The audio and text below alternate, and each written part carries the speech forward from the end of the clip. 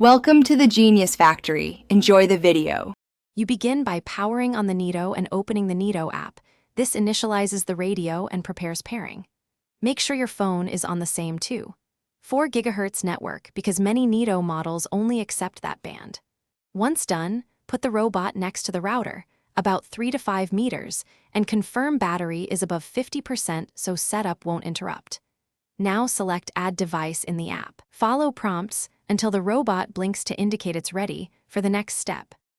Next, you instruct the app to send network credentials to the robot. Select your SSID and carefully type the password because capitalization matters.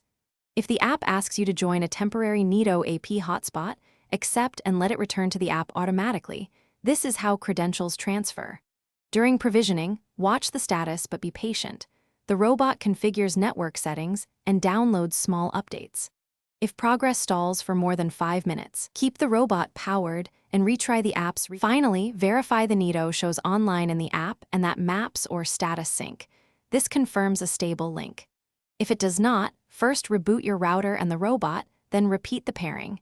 Make sure your phone stays on 4 GHz and any VPN is disabled. If problems persist, perform a factory reset on the Neato to clear old configs, then redo setup from the start. One key troubleshooting tip: temporarily disable router client isolation or MAC filtering, because